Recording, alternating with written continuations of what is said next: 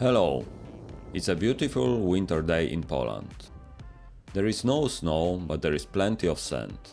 Finally, it's time to get stuck in the sand for the first time. The forest road is divided by a sandy section near the excavation site. I decided not to drive straight, but along the edge, where the sand seemed more stable. However, my confidence got better of me, and I decided to stop in the middle of the crossing. I could drive in, but moving forward was a problem.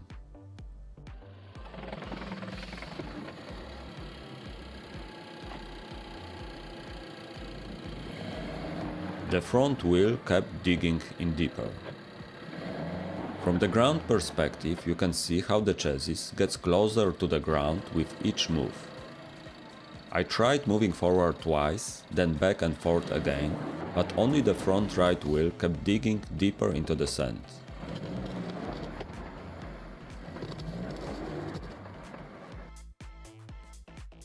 I must admit the body maintains good rigidity in such a situation, and there is no problem closing the doors.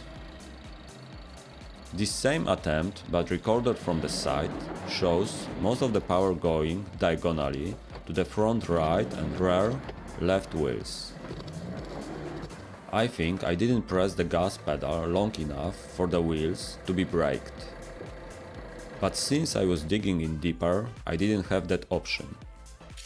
Since I'm already stuck, I have no choice but to use the basic equipment I have in the trunk. The front wheel doesn't look very deep buried, but the front of the car has partially settled in the sand. The first step is the shovel.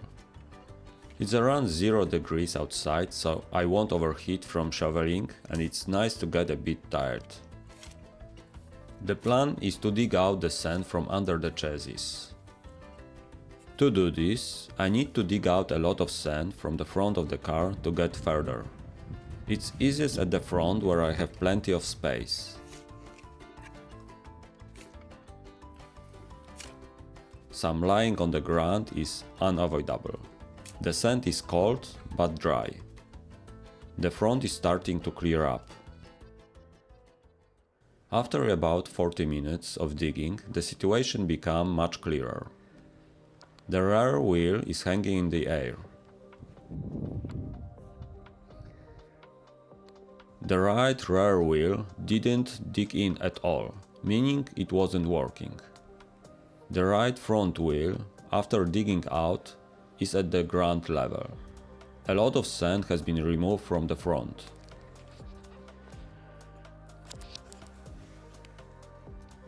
There is full clearance under the car.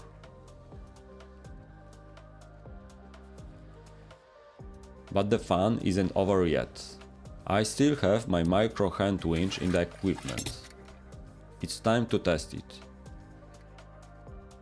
Along with it, I have a few dozens meters of transport tape. About 15 meters behind the car there is a tree. 2 10-meter tapes and the winch in use.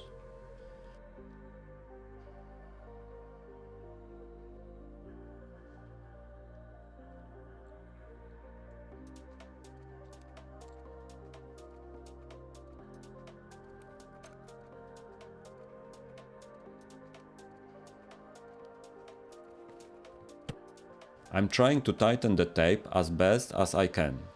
It's slightly tightened, but is it enough?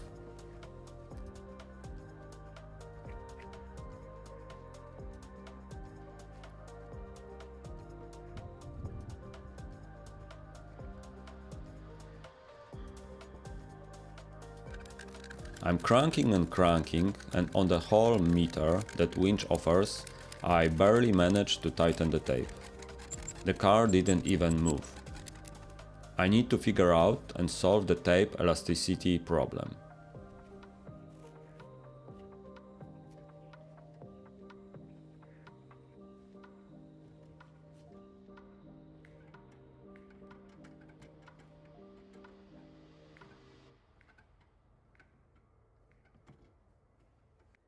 This time I chose a closer tree to reduce the tape's stretching length and folded the tape in two. The tape is slightly tightened, but it's still lying on the ground.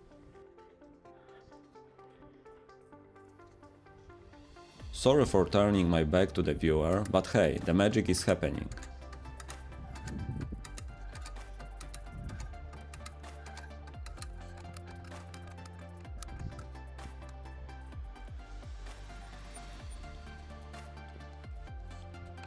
The camera has been found under the wheel.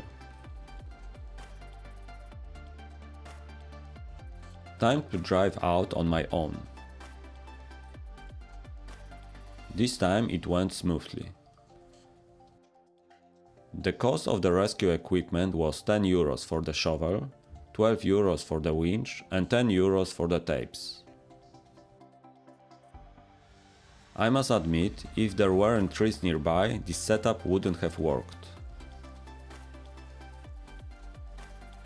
In the next material, a bit more about how Vitara handles descent nicely when all wheels are working on the ground. See you next time.